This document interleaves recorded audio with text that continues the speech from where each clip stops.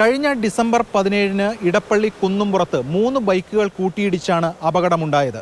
തൃശൂർ സ്വദേശി വിനു ആണ് അപകടത്തിൽ മരിച്ചത്. വിനു എറണാകുളത്ത് നിന്ന് തൃശൂർ ഭാഗത്തേക്ക് പോവുകയായിരുന്നു. മറ്റ് 2 ബൈക്കുകൾ എതിർദിശയിൽ വരികയുമായിരുന്നു.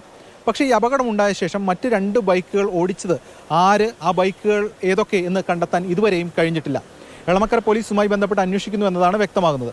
ഇപ്പോൾ വിനുവിൻ്റെ സുഹൃത്തുക്കൾ ആവശ്യപ്പെടുന്നത് ഇതുമായി ബന്ധപ്പെട്ട് കൃത്യമായിട്ടുള്ള കാര്യക്ഷമമായിട്ടുള്ള അന്വേഷണം വേണമെന്നാണ്. ഇതിൽ സത്യം കണ്ടെത്തണം എന്നതാണ് അവർ പറയുന്നത്. എന്താണ് നിങ്ങൾ പ്രധാനമായും മുന്നോട്ട് വയ്ക്കുന്നത്? ഇത്ര ദിവസമായിട്ടും പോലീസിന് അപകടം ഉണ്ടാക്കിയ വാഹനങ്ങൾ ഇതുവരെ കഴിഞ്ഞിട്ടില്ല. ഇതുവരെ പല CCTV കളക്ട് ചെയ്തിട്ടുണ്ടെങ്കിലും അവർക്ക് ഒന്നും കണ്ടെത്താൻ കഴിഞ്ഞില്ല. ഇന്നലെയാണ് നമ്മൾ എല്ലാവരും കൂടെ ഒന്ന് ഇടപെട്ട് ഇറങ്ങിയപ്പോഴാണ് ഒരു ഹോണ്ട ഡിയോ ആണ് ഒരു വാഹനം ഒന്ന് കണ്ടെത്താൻ കഴിഞ്ഞത്. മറ്റുള്ള ഒരു വാഹനത്തിൻ്റെ പുറകെ അന്വേഷിച്ചുകൊണ്ടിരിക്കുകയാണ്. പോലീസിൻ്റെ കയ്യിൽ CCTVയിൽ തന്നെ ഉണ്ട് ഈ കാര്യങ്ങളെല്ലാം. അവർ ആത്മാർത്ഥയോടെ അന്വേഷിക്കുന്നില്ലെന്ന് വേണം പറയാൻ. അവർ എത്രയും വേഗം അവർ ബാക്കിയുള്ള കാര്യങ്ങൾ ഇത്രയും ക്ലൂ നമ്മൾ ഇട്ട് കൊടുത്തു. ബാക്കിയുള്ള കാര്യങ്ങൾ കണ്ടെത്താൻ കഴിയുമെങ്കിൽ നമുക്ക് എല്ലായിടത്തും പോയി CCTV തരണമെന്ന് നമുക്ക് ഇത് ചെയ്യാൻ പറ്റത്തില്ല. പോലീസുകാർക്കാണെങ്കിൽ പെട്ടെന്ന് കാര്യങ്ങളൊക്കെ കളക്ട് ചെയ്ത് എത്രയും പെട്ടെന്ന് അപകടം ഉണ്ടാക്കിയ വാഹനങ്ങൾ കണ്ടെത്താൻ കഴിയും. അപകടം ഉണ്ടായ സമയത്താണെങ്കിൽ നമ്മൾ പോലീസിനൊരു CCTV ദൃശ്യം കിട്ടി.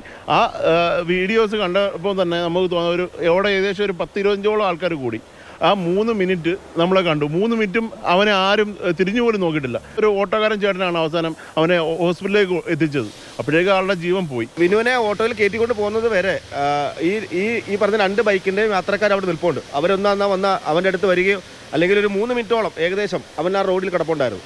അവർക്ക് വേണമെന്ന് വെച്ചാൽ വന്നൊന്ന് ആ 2 വണ്ടി അവർ ഓടിച്ചുകൊണ്ട് പോയിട്ടുണ്ട്. അപ്പോൾ അവർക്കൊരു പരിക്കില്ല എന്ന് നമുക്ക് അതിൽ നിന്ന് മനസ്സിലാക്കാം. ഇപ്പോൾ ഇത് മന്ത്രി പുത്രനോ അല്ലെങ്കിൽ വേറെ വല്ല ടീമുകളായിരുന്നെങ്കിൽ നിമിഷം നേരം കൊണ്ട് ഈ വണ്ടി വീട്ടിൽ ചെല്ലുന്ന മുമ്പേ അവനെ പൊക്കിയാണ്. ഇത് സാധാരണപ്പെട്ട ഒരാളായതുകൊണ്ടല്ലേ പോലീസ് ആ രീതിയിൽ കാണുന്നത്. കഴിഞ്ഞ 2 ദിവസം കൊണ്ട് ഞങ്ങൾ കുറച്ച് സുഹൃത്തുക്കൾ മാത്രം ഇറങ്ങി ആ അപകടം നടന്ന പാലത്തിന് അപ്പുറത്തും ഇപ്പുറത്തും ഉള്ള ദിശകളിലെ ക്യാമറകൾ അന്വേഷിച്ചു.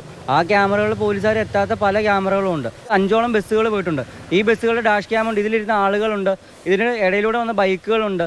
ഇവരിലെല്ലാവർക്കും ആർക്കെങ്കിലും ഒരാൾക്കൊരു ഇൻഫർമേഷൻ കിട്ടുക എന്ന് പറഞ്ഞത്, കാരണം ആ വഴിയിലുള്ള ആൾക്കാർ തന്നെയാണ് പറഞ്ഞത് ഒരു പാഷൻ പ്ലസ് അല്ലെങ്കിൽ പാഷൻ പ്രോയോ ആണെന്ന്. ആ ഒരു അറിവേ നമുക്ക് ബൈക്കിനെ കുറിച്ചുള്ളൂ.